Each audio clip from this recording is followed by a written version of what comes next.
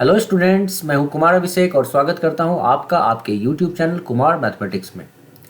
NDA 1 and NDA 2 अप्रैल और सितंबर में होने जा रहा है और इसलिए मैं अब न्यू वीडियोस आपके सामने लाता रहूँगा, कॉन्टीन्यूसली आता रहेगा, जो आपके एग्जामिनेशन के प्रिपरेशन में आपको बूस्ट करेगा।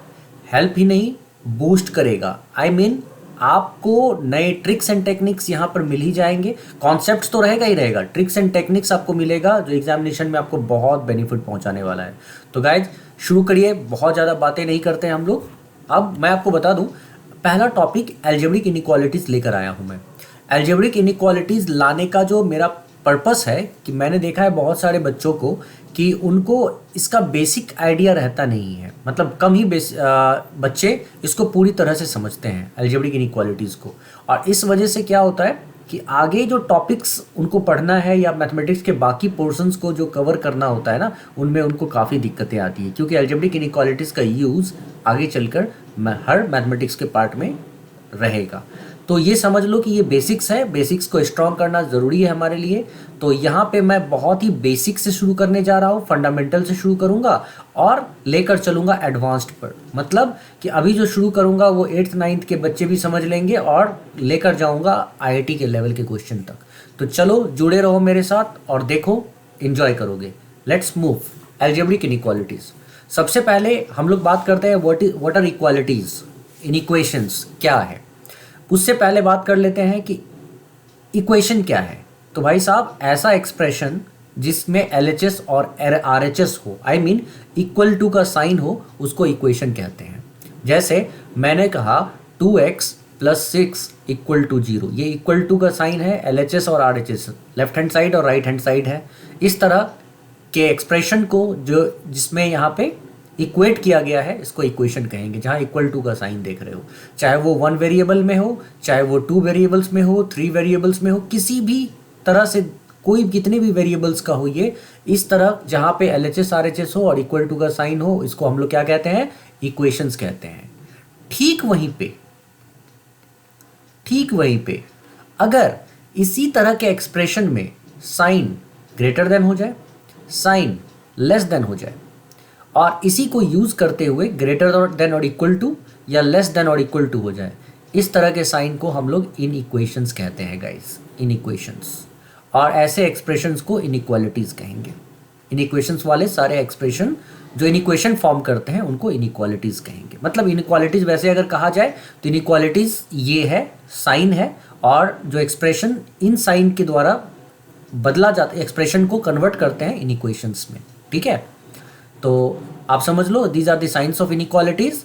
और जो एक्सप्रेशन इक्वल टू के जगह पे ग्रेटर देन चला है, लेस देन चला है, ग्रेटर देन इक्वल टू हो या लेस देन इक्वल टू हो, उनको हम इनइक्वेशंस कहेंगे। तो ये छोटी सी बात थी, इंपॉर्टेंट बात थी, आपने समझ लिया। अब यहीं पे इस तरह का कभी भी अगर हमको एग्जाम्पल्स पूछा जाए कि इनइक्वालिटीज़ का एक एग्जाम्पल आप बताओ, तो ये एक सिंपल सा एग्जाम्पल है, 3x + 5y > 7, 2 3x is less than 9, 7x + 5y is greater than equal to 3। ठीक है, ऐसे करके ये सारे एग्जाम्पल्स किस चीज़ के होंगे, इनइक्वेशंस के, इनइक्वालिटीज़ के, राइट। चलिए गाइस, ये हो गई बहुत छोटी सी बात, बहुत ही बेसिक सी बात। थोड़ा सा आगे बढ़ते हैं अब हम लोग। सेकंड केस में आप लोगों को जानना है यहाँ पे कि कोई स्टेटमेंट ट्रू और फॉल्स कब कहलाएगा। ठीक है, जैसे एग्जाम्पल के तौर पे मैंने कहा 5 is greater than 3। Number lines पे समझते जाना गाइस, नंबर लाइन पे इधर मैं -∞ करता हूँ, इधर मैं +∞ करता हूँ। और बच्चों को ये पता होगा कि अगर 3 इधर लिखेंगे, 5 इधर, तो नंबर लाइंस पे राइट हैंड साइड में जो डिजिट होता है वो ऑलवेज ग्रेटर होता है लेफ्ट हैंड साइड के डिजिट के कंपैरिजन में। ठीक है, तो लेफ्ट हैंड साइड में 3 है, राइट हैंड साइड में 5 है, इससे कंफर्म होता है कि ये 5 > 3 है। तो ऐसे केस में इस स्टेटमेंट को हम लोग कहते हैं ट्रू। 5 को अगर इक्वल टू 5 के कहा जाए, हमें पता है 5 के इक्वल है, स्टेटमेंट हो गया ट्रू। लेकिन ठीक उसी वक्त अगर 5 को लेस देन 3 कह दिया जाए तो हमें पता है ये नॉट पॉसिबल। ये स्टेटमेंट क्या है, 3 से छोटा तो 5 हो ही नहीं सकता है, तो ये स्टेटमेंट हो गया फॉल्स। कोई दिक्कत नहीं होनी चाहिए इतने दूर में। अब ये ट्रू स्टेटमेंट और फॉल्स स्टेटमेंट यहाँ तो डायरेक्ट दिख रहा है, लेकिन अगर इसमें थोड़ा सा बदलाव कर दिया जाए, जैसे मैं अगर कहता हूँ कभी भी 5 इज ग्रेटर और इक्वल टू 3, तो गाइस इसके दो सिचुएशंस, दो कंडीशंस दिए हुए हैं।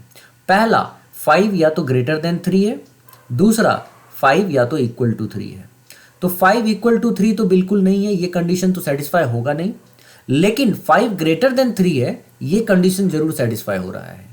और मैं आपको बता दूं, जब एक स्टेटमेंट में दो या दो से अधिक कंडीशंस हो और उनमें से कोई भी एक कंडीशन सेटिस्फाई हो रहा हो, तो इसका मतलब ये स्टेटमेंट ट्रू स्टेटमेंट होगा।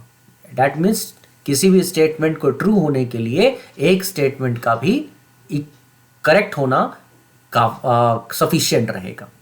ठीक है, तो अगर कोई मुझसे कहता है 4 इज लेस देन और इक्वल टू 4, तो यहां पे दो स्टेटमेंट्स क्या होंगे, 4 इज लेस देन 4 और 4 इज इक्वल टू 4। तो 4 इज लेस देन 4 तो हो नहीं सकता है, ये स्टेटमेंट गलत है, लेकिन इक्वल टू हो सकता है, इसीलिए ये करेक्ट है और करेक्ट होने पे ये ट्रू हो जाता है। ठीक उसी वक्त अगर मैं कहता हूं कि यहां पे एग्जाम्पल में 7 इज लेस देन और इक्वल टू 5, तो इसका क्या मतलब हुआ, 7 इज लेस देन 5 और 7 इज इक्वल टू 5।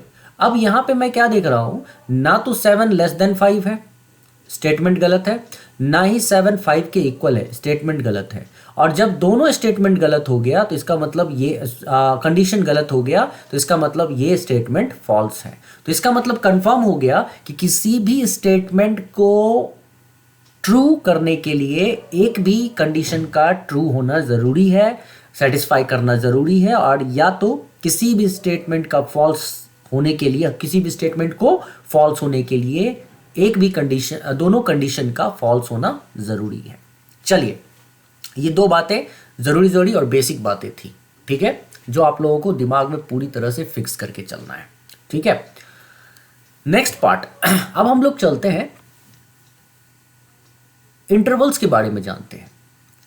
जब आप कोई भी फंक्शन लिख रहे होते हैं, ठीक है, जब हम कोई फंक्शन लिख रहे होते हैं, f x equal to suppose 3x plus 5, suppose x का फंक्शन है ये, ठीक है, तो ये फंक्शन आखिर एग्जिस्ट कैसे करता है, मतलब x के कौन कौन से ऐसे वैल्यूज होंगे जिसके लिए ये फंक्शन एग्जिस्ट करेगा। ठीक है, तो इस केस में यही x की वैल्यू हम लोग निकालने जा रहे हैं। ठीक है, जिस पे ये फंक्शन, तो उसमें जो जिस पे ये फंक्शन डिफाइन करेगा, ठीक है, डिफाइन करेगा, वो डोमेन में आएगा, जो हम लोग बाद में इस पे जिक्र करने करेंगे ही करेंगे। अभी फिलहाल हम लोग x की वैल्यूज को निकालेंगे कि वैल्यूज क्या हो सकता है। ठीक है, जिसका फंक्शन है उसमें, सपोज x का फंक्शन है तो x की वैल्यूज क्या हो सकती है, उसके इंटरवल्स क्या हो सकते हैं, ये हमको जानना है। तो हम लोग यहाँ पे बात करते हैं, एकदम बेसिक बातें शुरू करते हैं और फिर चलेंगे क्वेश्चन पे। ठीक है, आइए इंटरवल्स की बात करते हैं। बच्चों, 4 तरह का इंटरवल आपको देखने को मिलेगा। There will be 4 kinds of intervals. First, open interval, ठीक है। दूसरा, इनफैक्ट दूसरा ओपन क्लोज इंटरवल्स। तीसरा, close open intervals.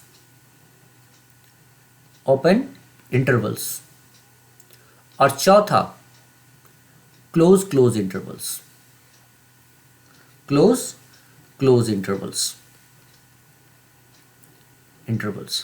Guys, open interval, सबसे पहले जानने से पहले आपको यह जानना है कि आखिर ओपन होता क्या है, ओपन क्यों कहते हैं इसको।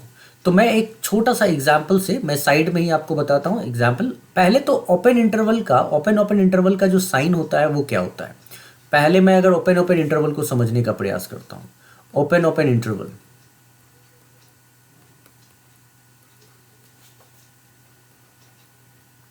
इंटरवल्स, ओपन इंटरवल्स का साइन होता है ऐसा, या तो स्मॉल ब्रैकेट, ठीक है, या फिर जो लार्ज ब्रैकेट है उसको घुमा दीजिए आप उल्टा, ये ओपन इंटरवल्स का साइन होता है। अब ये होता क्या है, इसको अब हम एग्जाम्पल से समझते हैं। ठीक है, अगर कोई कहता है कि is less then x is less then b। इसका मतलब जो x की वैल्यू है ये a और b के बीच में है, मतलब a से बड़ी है और b से छोटी है। That means x is greater then a but less than b। ठीक है, और ऐसे केस में जब ग्रेटर देन a है और लेस देन b है तो इसका मतलब x की वैल्यूज कुछ भी हो सकता है a और b के बीच, लेकिन a नहीं हो सकता है, b नहीं हो सकता है। ठीक है, तो इसका मतलब हम इसको ऐसे कहेंगे x belongs to open interval a b। Open interval लिखने का क्या तरीका होता है, ये है ओपन इंटरवल लिखने का तरीका। या फिर x बिलोंग्स टू, इसको हम ऐसे भी लिख सकते हैं, open interval a and b। इसका मतलब क्या हुआ, इसका मतलब हुआ x की values, x belongs to all values between a and b, all values between a and b, a and b excluding a b. मतलब a नहीं हो सकता है और b नहीं हो सकता है। a और b को छोड़कर आप सभी वैल्यूज, माने a और b के बीच के सभी वैल्यूज रखिए, a नहीं b नहीं। ओपन इंटरवल का मतलब a के वैल्यू को छोड़ दो एक्सक्लूड करो और b के वैल्यू को छोड़ दो एक्सक्लूड करो। ठीक है, हटाओ, लेकिन इसके बीच के सारे वैल्यूज रख लो। यही होता है ओपन इंटरवल का मतलब।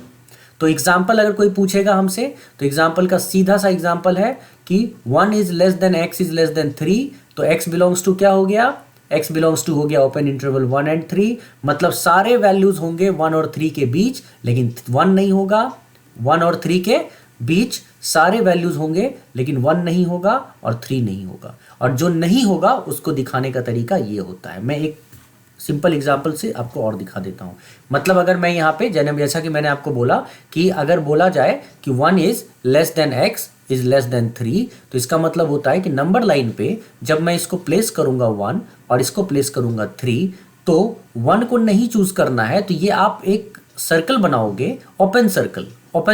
3 को नहीं चूज करना है तो आप बनाओगे ओपन सर्कल, और आपको यहाँ पे कोई भी वैल्यूज जो x की होगी वो 1 और 3 के बीच की होगी, लेकिन 1 नहीं होगी और 3 नहीं होगी। और इसीलिए आप लिखते हो x belongs to open interval 1 and open interval 3।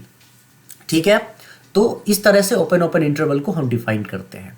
Second, जब आप ओपन और क्लोज इंटरवल को डिफाइन करोगे, ओपन और क्लोज इंटरवल को, तो ओपन और क्लोज इंटरवल को डिफाइन करने के लिए अब तो मुझे लगता है बहुत ज़्यादा कुछ बताने की ज़रूरत नहीं पड़ेगी आपको। आप एकदम बुद्धिमान हैं, समझ गए होंगे कि ओपन इंटरवल में लिखते वक्त हम लिखेंगे a is less than x but less और इक्वल टू b। इसका सीधा सा मतलब होता है कि a की वैल्यू को तो एक्सक्लूड करेंगे हम, a की वैल्यू को तो इंक्लूड करेंगे हम,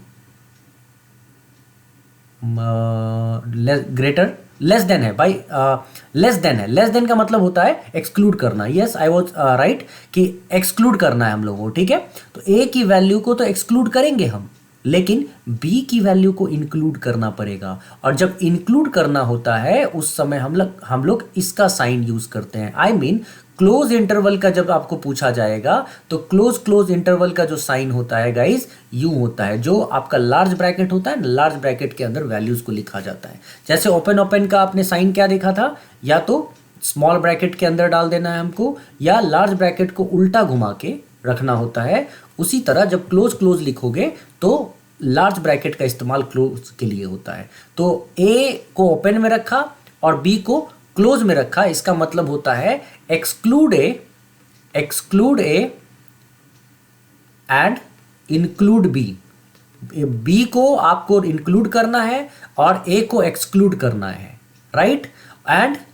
and all values between, include क्या क्या करना है, b को भी, और all values between a and b। a और b के बीच के सारे वैल्यूज को इंक्लूड करो, ठीक है, और b को भी इंक्लूड करो, लेकिन ए को इंक्लूड नहीं करो। और जब नंबर लाइन पे इसको शो करना होगा तो हम लोग ऐसे शो करेंगे, सपोज इस तरफ ए है हमारे पास, ठीक है, और इस तरफ बी है हमारे पास, तो हम लोग यहाँ पे देखेंगे कि ए और बी के बीच के सारे वैल्यूज को तो इंक्लूड करना ही है, बट ए को मत इंक्लूड करो। तो इसमें हम लोगों को ये सर्कल बनाना है, ओपन सर्कल, और जब बी को इंक्लूड करना है तो सर्कल को फिल कर दो। इसका मतलब होता है कि आपको बी को उठाना है यहाँ से, ठीक है। तो एक तरफ ओपन और दूसरी ओर क्लोज, तो ओपन क्लोज इंटरवल आपने समझ लिया। तीसरा, जब हम बात करते हैं क्लोज ओपन, अब तो बच्चों समझ में आ ही गया होगा क्या हो रहा है, क्लोज ओपन। तो जब हम क्लोज ओपन इंटरवल की बात कर रहे होते हैं, इंटरवल्स, तो वही चीज हो गया। ए और बी की कहानी को लेकर समझते हैं कि ए इज लेस और equals to b, x is less और इक्वल्स टू ए बी। तो इसका मतलब क्या हुआ, include a and all values between A and B, values between A and B, but exclude B। और इसको लिखने का तरीका क्या होता है, तो x belongs to close interval में है, मतलब आपको A को चुनना पड़ेगा, तो क्लोज इंटरवल में आप ऐसे रखो A, और ओपन इंटरवल में आप बी को ऐसे रखो यू। कई जगहों पे आप बच्चों ऐसे भी देखोगे, क्लोज इंटरवल में ए ऐसा रहेगा और ओपन इंटरवल में बी ऐसे रहेगा, ठीक है। तो जब नंबर लाइन पे शो करोगे तो वही चीज़ आपको शो करना है कि अगर ये ए है और ये बी है, तो जिसको क्लोज इंटरवल में रखना है उसके सर्कल को आपको क्या करना है, डार्क कर देना है, और जिसको ओपन में रखना है उसके सर्कल को आपको खुला छोड़ देना है, ठीक है। और इसके बीच के भी वैल्यूज उठा लो और ए को भी उठा लो, ठीक है, बट बी को नहीं रख सकते हैं। चौथा हम लोगों को मिलेगा क्लोज इंटरवल, क्लोज इंटरवल्स, ठीक है बच्चों, क्लोज इंटरवल्स। एग्जाम्पल, अगर मैं यहां पे बोलता हूं कि a इज लेस और equals to x is less और इक्वल्स टू b, तो इसका मतलब हो गया all include all values between a and b, all values between a and b including a and b, मतलब a को भी इंक्लूड करो, b को भी इंक्लूड करो, ठीक है। all values between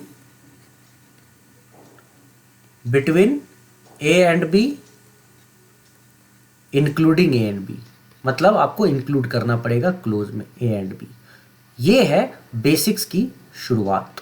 तो जब आप इसको नंबर लाइन पे दिखाते हो तो वही नंबर लाइन पे आप कैसे दिखाओगे बच्चों, आपको नंबर लाइन पे इसको शो करना हो, इधर मान लो ए है आया होगा, इधर बी आया होगा, तो ये ए और बी के बीच के वैल्यूज तो लेने ही हैं, साथ ही साथ ए को भी उठाना है और साथ ही साथ बी को भी उठाना है, डार्क कर दिया हमने, ठीक है। और फिर हम लोग जब x की वैल्यू को x लिखेंगे तो x बिलोंग्स टू कैसे लिखते हैं, क्लोज इंटरवल में a, क्लोज इंटरवल में b। चले गाइस आगे बढ़ते हैं और अब इस पे कुछ क्वेश्चंस करेंगे तो बेटर अंडरस्टैंडिंग डेवलप करेंगे हम इस पे। तो उसी में बहुत सारी बातें आपको सीखने को मिल जाएंगी। चलिए, पहला बहुत ही बेसिक सा सवाल ये सीखने के लिए है। जब 2x, इसको ऐसे करते हैं हम लोग, 2x है ना, तो जब यहाँ पे +1 दिख रहा है आपको, तो इसको हटाने के लिए 2x + 1 इज ग्रेटर देन 3, तो मैं इसमें क्या करूँगा, -1 इधर भी करूँगा, -1 इधर भी कर दूंगा, तो ये 0 हो जाएगा, ठीक है। तो इधर 2x आ जाएगा ग्रेटर देन 2, तो मैं इधर 2 से डिवाइड करूँगा और इधर भी 2 से डिवाइड करूँगा और हमको क्या मिल जाएगा, x इज ग्रेटर देन 1। तो ये तरीका होता है लिखने का, लेकिन आप डायरेक्ट इसको इक्वेशन की तरह ही ट्रीट कर सकते हो इस इक्वेशन को, और डायरेक्ट लिखना चाहो तो आप लिख सकते हो 2x is greater then 3 - 1 2, so x is greater then 1। जब आप x इज ग्रेटर देन 1 लिखते हो गाइज, तो ये आपको एक नंबर लाइन बनाना है, ठीक है। इस नंबर लाइन पे आप क्या करोगे, इस 1 को रिप्रेजेंट करोगे और आप देख रहे हो यहाँ पे x की वैल्यू ग्रेटर देन 1 है। ग्रेटर देन 1 का मतलब एक्सक्लूडिंग 1, जो भी वैल्यू आएगा 1 के बाद इन्फिनिटी तक सब ले लेना है, एक्सक्लूडिंग 1, ठीक है। ऑल वैल्यूज आफ्टर 1 के बाद के सारे वैल्यूज उठा लो यहाँ से, सारे कहाँ तक, इन्फिनिटी तक, लेकिन 1 को मत लेना। और जब 1 को नहीं लोगे तो यहाँ पे क्या डालना पड़ेगा, ओपन सर्कल। और एक और बात, जब आप ओपन सर्कल डाल रहे होते हो तो यहाँ x की वैल्यू जब लिखोगे ना इंटरवल में, तो x बिलोंग्स टू लिखोगे ओपन, ओपन होने की वजह से ओपन इंटरवल 1 टू इन्फिनिटी। लेकिन इन्फिनिटी को आपको ओपन हमेशा रखना पड़ेगा, इसलिए याद रखना इन्फिनिटी को हमेशा ओपन रखेंगे, क्योंकि इन्फिनिटी पकड़ में नहीं आ सकती है, इन्फिनिटी तक हम पहुंच नहीं सकते हैं, तो इसीलिए इन्फिनिटी हमेशा ओपन होता है। इसीलिए हमारा यहाँ पे आंसर होगा x belongs to 1 to infinity in open interval. चलिए सेकंड क्वेश्चन पे चलते हैं। दूसरा, इस तरह के क्वेश्चन को करने का सिंपल फंडा है कि आपको एक एक करके स्टेप वाइज इसको हटाना पड़ेगा। जैसे ये 2 -1 है, इधर अगर मैं +1 कर दूं तो मुझे दोनों ओर +1 करना पड़ेगा, इधर भी और इधर भी। क्या बचेगा, यहाँ -1, यहाँ क्या बचेगा 2x, यहाँ 3। फिर मैं यहाँ देख रहा हूँ x के साथ क्या है 2, मैंने इधर 2 से डिवाइड किया, इधर 2 से, इधर 2 से, तो क्या हो गया इधर -1/2 is less then x is less then 3/2। तो यहाँ पे क्या है, x की वैल्यू -1/2 से 3/2 तक है, मतलब इसी नंबर लाइन पे इधर -1/2 लिखा, इधर 3/2 लिखा, ठीक है, और माइनस इन्फिनिटी इधर रखो, प्लस इन्फिनिटी इधर, तो इसके सारे वैल्यूज को रखो, लेकिन एक्सक्लूड कर देना है आपको -1/2 और 3/2 को, मतलब इसको शामिल नहीं करना है -1/2 और 3/2 को। तो लेकिन -1/2 और 3/2 के बीच के सारे वैल्यूज को रखना है, लेकिन -1/2 को नहीं रखना है, 3/2 को नहीं रखना है, इसीलिए ये दोनों ओपन इंटरवल में चला आया, यही हमारा आंसर होगा। आगे बढ़ते हैं गाइस, ठीक है, नेक्स्ट क्वेश्चन पे चलिए। अब कुछ क्वेश्चन सॉल्व करते हैं इन इक्वेशंस में। इस तरह के क्वेश्चंस को कैसे सॉल्व करें, अगर मैं इसको सॉल्व करूं, बस इनइक्वालिटीज को, इन इक्वेशंस को इक्वेशन की तरह ही सॉल्व कर लो, कोई दिक्कत नहीं है। 4x को इधर ले आओ, 9 को इधर लेकर चले जाओ, क्या आया देखो तो 2x - 3/4, ठीक है, -4x/3 इज ग्रेटर और इक्वल टू 3 - 9। सॉल्व किया, आगे जब हम सॉल्व करेंगे तो 3 और 4 दोनों का एलसीएम होता है 12, ठीक है, प्रॉपर सॉल्यूशन होगा तो 3 को इससे मल्टीप्लाई करोगे 2x - 3 से, तो 3 इंटू, मतलब मैं इसको लिख देता हूँ अभी, बाद में फटाफट करना आप, -4 × 4 16x, ग्रेटर और इक्वल टू क्या आ गया गाइज -6।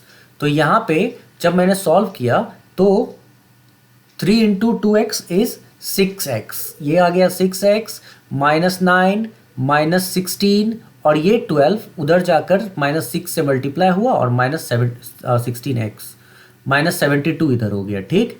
अब मैं इसी सवाल को यहाँ करता हूँ, यहाँ लेकर जा रहा हूँ करने को, ठीक है। तो अब ये देखो गाइज 6x - 16x आपके पास क्या आ गया -10x, राइट। और ये जो -9 है वो उस साइड अगर चला जाता है तो क्या हो जाएगा, ग्रेटर देन इक्वल टू का तो साइन था ही, तो -72 उस साइड गया, +9 हो गया। तो यहाँ पे क्या है, -10x इज ग्रेटर और इक्वल टू -63। अब मैं एक छोटी सी बात आपको समझा दूं कि जैसे ही मैं इस माइनस को हटाऊंगा, ठीक है, इस माइनस को, पहले तो मैं इसको एक काम करता हूँ, दोनों साइड 10 से डिवाइड कर देता हूँ, तो -x इज ग्रेटर और इक्वल टू -63/10 हो गया। अब मुझे क्या करना है, इस माइनस को हटाना है।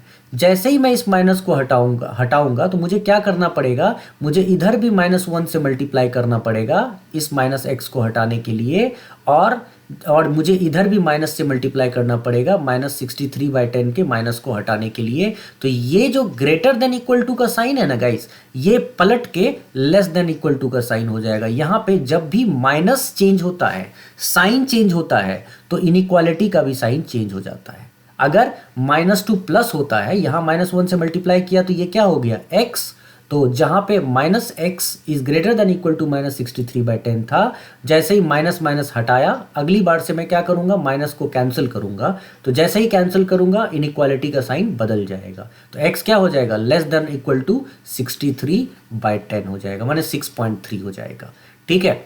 तो इसको ऐसा क्यों होगा, तो आप खुद ही ऐसे समझो, एक सिंपल सी बात समझो तो आपको समझ में आएंगी चीज़ें, कि जहाँ पे, एक सेकेंड रुक जाओ, जहाँ पे आप लिख रहे हो 3 इज ग्रेटर देन 2।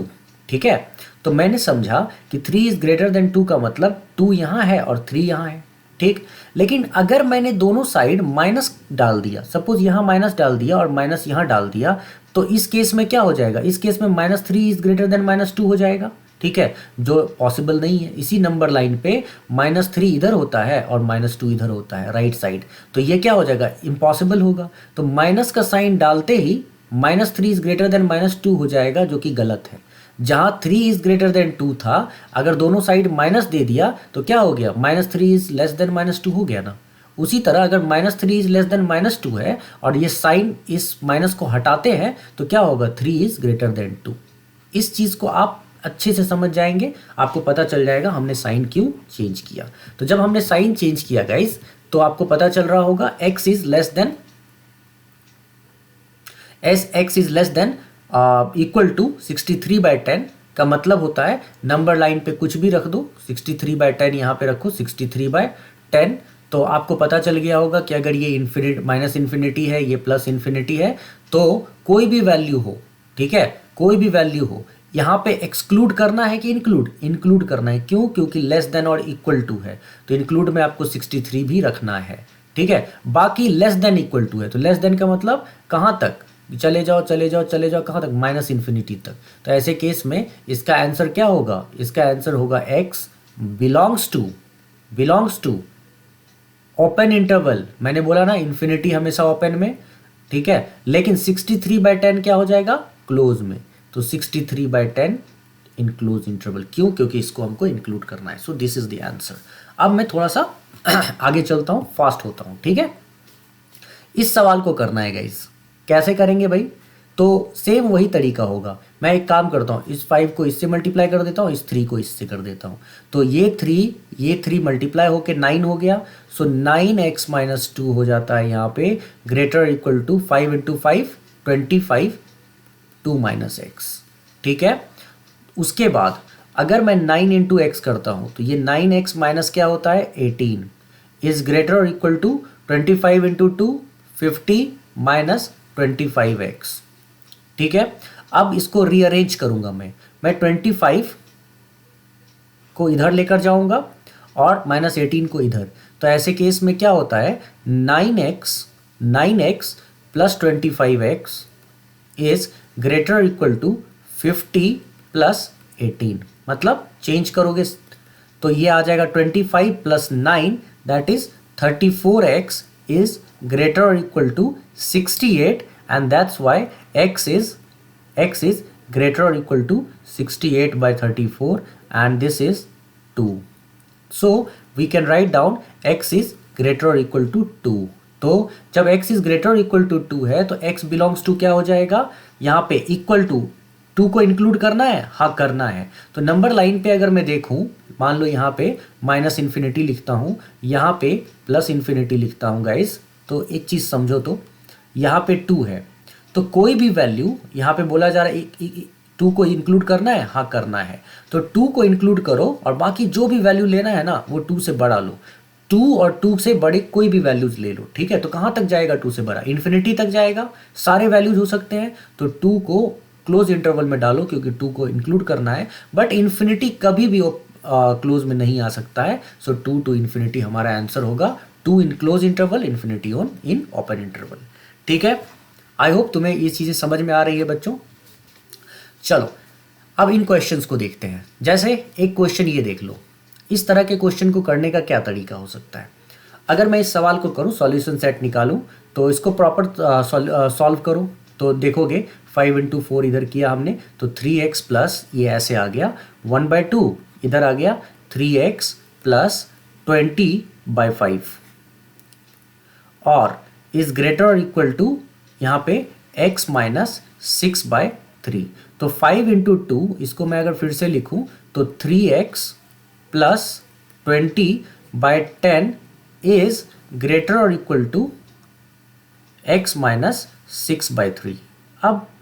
अब मल्टीप्लाई क्रॉस में कर देते हैं, क्रॉस मल्टीप्लीकेशन से 3 इधर मल्टीप्लाई 10 उधर मल्टीप्लाई। ठीक है, तो एक सेकेंड रुक जाओ, इसके साइन को मैं हटा दूं। तो ग्रेटर और इक्वल टू, तो इसमें जब मैं मल्टीप्लाई करूंगा, यहाँ पे मैं कर रहा हूँ इसको, तो 3 3 जा क्या होगा 9x, ये वाला 3 इससे मल्टीप्लाई किया 9x, प्लस ये 3 20 से मल्टीप्लाई किया तो 60, ग्रेटर और इक्वल टू में ये 10 मल्टीप्लाई किया x से 10x, ठीक है, और ये वाला 10 मल्टीप्लाई किया -6 से तो -60, ठीक है। अब मैं क्या करूंगा, x को इधर 9x को इधर शिफ्ट करूंगा, -60 को इधर, तो मैं क्या देख पा रहा हूं कि जैसे ही उधर शिफ्ट किया तो ये आ जाएगा 120, ठीक है, 120 इज ग्रेटर और इक्वल टू x। इसको रीअरेंज करके लिखो तो तुम लिख सकते हो ऐसे कि x इज लेस देन और इक्वल टू 120। क्या मतलब हुआ इसका, इसका साफ साफ मतलब है कि नंबर लाइन पे अगर 120 कहीं तुम रिप्रेजेंट कर रहे हो -∞ से इन्फिनिटी तक, तो x की वैल्यू क्या होगी, 120 को इंक्लूड करना है, इक्वालिटी का साइन भी है तो हाँ बिल्कुल करना है इंक्लूड, और बाकी जो भी x की वैल्यू होगी उससे छोटी होगी, और छोटी होने का मतलब -∞ तक। तो इसका आंसर क्या हो गया, -∞ in open interval and 120 in close interval. So b is the correct option, ठीक है। आई होप समझ में तुम्हें ये बातें आ रही होंगी। सो कोई प्रॉब्लम है ही नहीं। तो और एक बात बता दूं बच्चों, ये जो क्वेश्चंस कर रहे हो ना, हाँ ये बहुत ही शानदार क्वेश्चंस हैं, मज़ेदार क्वेश्चंस हैं, बहुत इंजॉय करने वाले हो ऐसे क्वेश्चंस में तुम, ठीक है। और मैं धीरे धीरे, ये एकदम बेसिक्स हैं, तुम 11th 12th में भी 11th में इन चीज़ों को देखोगे, फिर इनका इस्तेमाल देखोगे एनडीए में, आगे पढ़ाते हुए मैं तुम्हें दिखाऊंगा इस लेवल को मैं कहाँ तक लेकर जा सकता हूँ, आईआईटी के लेवल तक लेकर जाऊँगा, देखना, ठीक है। अभी बस समझते जाओ एक एक करके इन क्वेश्चन में से। अब जब भी हम इस तरह का क्वेश्चन करते हैं तो यहाँ पे हम क्या देख रहे हैं, दो तरह के इन इक्वेशंस हैं हमारे पास, एक तो ये वाला, दूसरा ये वाला। तो दोनों इक्वेशंस को हम पैरेलल चलाते रहेंगे। जैसे एक ये वाला इक्वेशन को सॉल्व करेंगे, दोनों इन इक्वेशन को पैरेलल लेकर चलेंगे, 5x/4 + 3x/8। ठीक उसी वक्त अगर ग्रेटर देन 39/8 किया, ठीक है, और एंड यहाँ पे 2x, ये भी चलता रहेगा साथ ही साथ, 2x - 1/12 माइनस x - 1/3, ठीक है, इज लेस देन 3x + 1/4, ठीक है। अब क्या है कि मैं अगर इस तरह के क्वेश्चन को करूँ तो 4 और 8 का एलसीएम क्या होगा, 8 होगा, और 8 अगर होता है तो 4 2 जा 8, सो डेट्स वाई ये हो जाएगा हमारा क्या, 10 4 2 जा 8, ये हो गया 10x, 5 2 जा 10x, और ये हो गया +3x इज ग्रेटर देन 39/8। ये 8 तो वैसे भी कैंसिल आउट हो गया, ठीक है। तो यहाँ पे अगर मैं देखूँ, और इधर मैं क्या देख रहा हूँ, एंड इसको लेकर चल रहा हूँ आगे, तो 3 और 12 का एलसीएम हो गया 12, ठीक है, और ये तो 2x - 1 ही फिर रह जाएगा, और ये 3 है इसीलिए 3 4 जा 12 होता है, -4 × x - 1 हो जाएगा, ठीक है, और लेस देन 3x + 1, ठीक, /4। उसके बाद अगर मैं यहाँ पे देखूँ,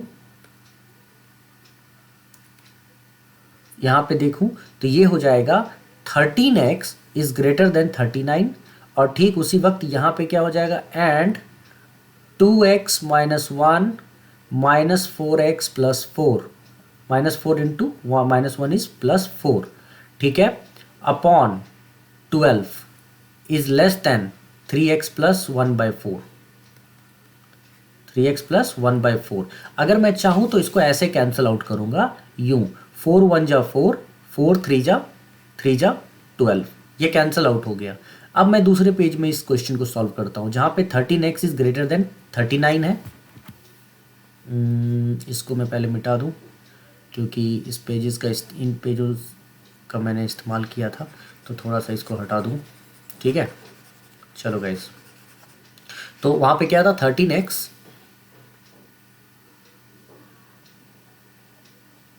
हाँ देखो एक तरफ क्या आया हम लोगों को, 13x इज ग्रेटर देन 39, ये आया, और दूसरी ओर क्या आया हम लोगों को, 2x - 4x इज -2x, और यहाँ -1 + 4 is 3, so 3 - 2x/3, 3 - 2x/3 is less then 3x + 1, ये आया 3 minus 2x by 3 is less then, एक बार और चेक कर लेते हैं, 2x minus 4x is minus 2x, minus 1 plus 4 is 3, ठीक है। तो ये हो गया 3 minus 2x by 3 is less then 3x plus 1, is less then 3x plus 1, 3x plus 1। अब मैं इसको सॉल्व करूंगा तो देखोगे गाइज कि एक तरफ x इज ग्रेटर देन क्या हो गया 3, और दूसरी ओर इधर सॉल्व कर लेता हूँ पूरा मैं, तो 3 minus 2x is less then, ये वाला 3 मल्टीप्लाई करूंगा मैं, ये वाला 3 मल्टीप्लाई करूंगा इससे, तो 3 3 जा 9x हो जाएगा, और इस फिर 1 से मल्टीप्लाई होगा, ठीक है। तो 3 इंटू 1 इज 3 हो गया, ठीक है। और अब सॉल्व कर रहा हूँ मैं, तो x is greater then 3, and अब सॉल्व करो, माइनस 2x को उधर कर देते हैं तो 9x प्लस 2x, और 3 को अगर इधर कर देते हैं तो 3 माइनस 3, तो ये हो जाएगा हम लोगों का 11x, या इधर रख लो 0, तो 0 इज लेस देन 11x। सो इसको अगर रीअरेंज करके मैं लिखूं तो x इज ग्रेटर देन 3, और इधर हो गया 11x is less then greater than 0, ठीक है। तो ग्रेटर देन 0 का साफ मतलब है कि यहाँ पे x is greater then 3 and x is greater then 0। अब तुम एक चीज देखो बच्चों, यहाँ पे दो कंडीशंस आ गए, एक तरफ आ गया x बिलोंग्स टू, मतलब यहाँ पे अगर मैं देखूँ तो एक नंबर लाइन उठाया, 3 रखा मैंने यहाँ पे, और माइनस इन्फिनिटी से लेकर प्लस इन्फिनिटी तक रखा, तो मैंने क्या देखा, यहाँ पे x की वैल्यू कहाँ से कहाँ तक जा रही है, यहाँ पे x की वैल्यू कहाँ से कहाँ तक जा रही है, एक्सक्लूड कर देना है हम लोगों को, 3 को एक्सक्लूड कर देना है, राइट, 3 नहीं रखना है, और लेकिन 3 के बाद के सारे वैल्यूज को रख लेना है, सारे वैल्यूज को।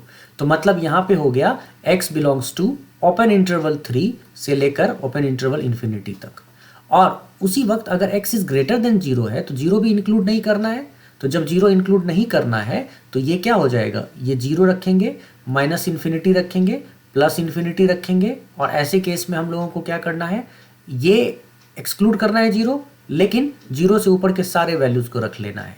मतलब यहाँ पे x बिलोंग्स टू क्या हो गया, 0 टू इन्फिनिटी। तो जब इस तरह का केस होता है ना, 0 टू इन्फिनिटी ओपन इंटरवल में, तो जब इस तरह का केस होता है ना, तो हम लोग क्या करते हैं, हमारे पास दो इनिक्वेशंस था, तो दोनों इनिक्वेशन को एक नंबर लाइन पे प्लेस करते हैं पहले, और जब एक नंबर लाइन पे प्लेस करेंगे तो उससे हम लोगों को कॉमन जो एरिया होगा नंबर लाइन पे, जो कॉमन एरिया इन दोनों के द्वारा शेड हो रहा होगा, वो हमारा x का वैल्यू होगा, वो एरिया। तो पहला हम देख रहे हैं यहाँ पे, हम यहाँ पे लिखते हैं 0, ठीक है, और यहाँ पे लिखते हैं 3, तो यहाँ पे आ रहा है 3 को छोड़ देना है, और बाकी के सारे वैल्यूज 3 के बाद के इन्फिनिटी तक, ठीक। और वहीं पे जब हम बात कर रहे हैं दूसरे वाले को, तो 0 को छोड़ देना है, और 0 के बाद के सारे वैल्यू को उठाना है। तो हमने क्या देखा, कॉमन एरिया की जब हम बात करेंगे तो कॉमन एरिया वो होता है जो दोनों के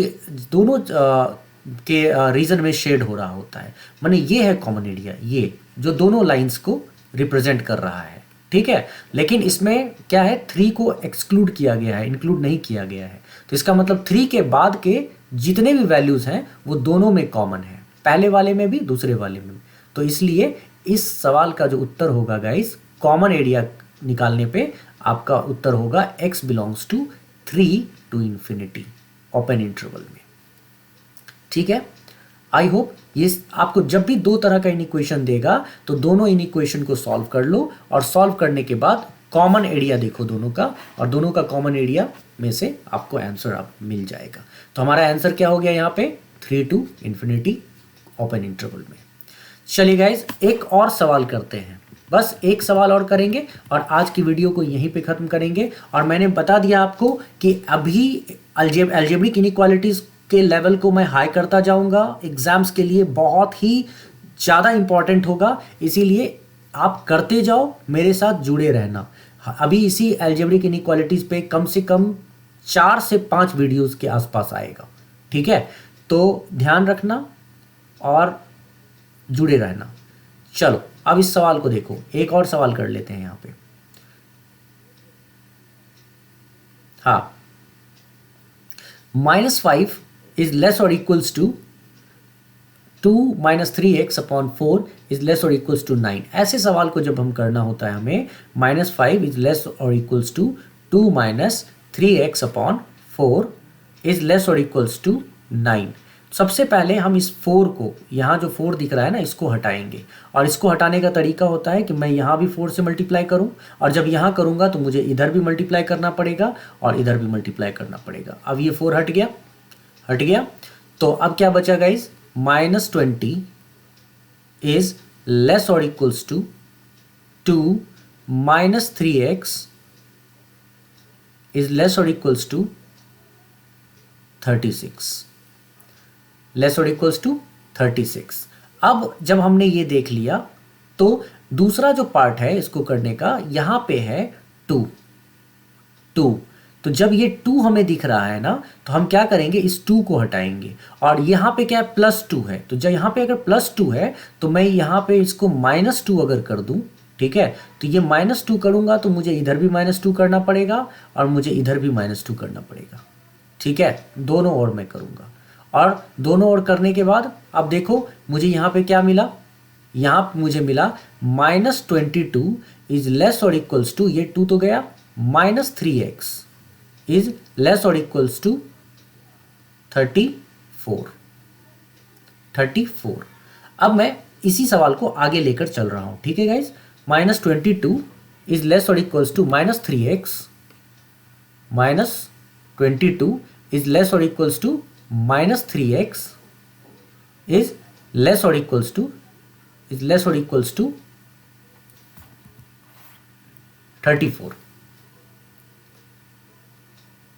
34। तो अब मैं इस x की वैल्यू को फाइंड आउट करना चाहता हूँ। तो x की वैल्यू को अगर मैं फाइंड आउट करूँगा तो अब यहाँ समझने वाली बात ये है कि मुझे क्या करना पड़ेगा, -3 से डिवाइड करना पड़ेगा। तो यहाँ पे अगर मैंने -3 से डिवाइड किया तो इधर भी -3 से डिवाइड हो जाएगा और इधर भी -3 से डिवाइड हो जाएगा, राइट। लेकिन जब मैं -3 से डिवाइड करूँगा तो फिर वही बात होगी बच्चों, इसका साइन क्या होगा, पलट जाएगा, साइन बदल जाएगा। और साइन बदल जाएगा तो ऐसे केस में हम लोगों को क्या करना पड़ेगा, तो यहाँ पे मैं ये शो करके ना दिखाते हुए मैं आगे दिखाता हूँ, जिससे कि साइन बदल के मैं दिखा सकता हूँ यहाँ पे। तो -22, ठीक है, जैसे ही मैंने -3 किया तो ये ग्रेटर देन इक्वल टू बन गया।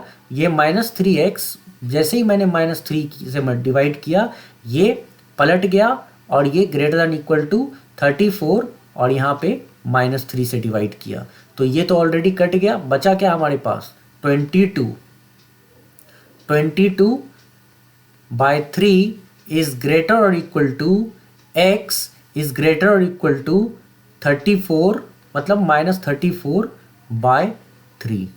मतलब नंबर लाइन पे अगर मैं रखूँगा इसको तो नंबर लाइन पे कैसे रखूँ, -34/3 इधर रहेगा, ठीक है, और 22/3 इधर रहेगा। तो एक्सक्लूड करना है कि इंक्लूड, तो इंक्लूड, ये वाला भी इंक्लूड होगा, ये वाला भी इंक्लूड होगा, लेकिन जो वैल्यूज़ होंगे ये बीच के वैल्यूज़ तो होंगे ही, साथ ही साथ ये भी और ये भी। तो x बिलोंग्स टू हमारा क्या होना चाहिए, यहाँ पे x बिलोंग्स टू हमारा होना चाहिए -34/3 से 22/3, -34/3 से 22/3। ये है हमारा आंसर। देखो P is the correct answer, -34/3 से 22/3 और क्लोज इंटरवल में। और यहाँ भी वही चीज़ है, -34/3 से 22/3 क्लोज इंटरवल में। चलो गाइस, आज के लिए काफ़ी है, इतना ही करना था हम लोगों को। अब मैं अगला सेशन लेके आऊँगा तो उसमें एल्जेब्रिक इनइक्वालिटीज़ के काफ़ी इंपॉर्टेंट कॉन्सेप्ट्स को डिस्कस करूँगा। धीरे धीरे आप बहुत ही स्ट्रांग हो जाओगे इस पार्ट में। और अब यहाँ से सफ़र शुरू होता है। टेक्निकली हम लोग एनडीए को बहुत सही तरीके से पढ़ने जा रहे हैं और इस आसान करने जा रहे हैं मैथमेटिक्स को। आप तैयार हो जाओ, मज़ा आने वाला है। चलो guys, bye, thank you so much, enjoy करो, see you and take care. और आज का दिन लोहड़ी का दिन है, तो happy Lohri to all of you guys. Bye.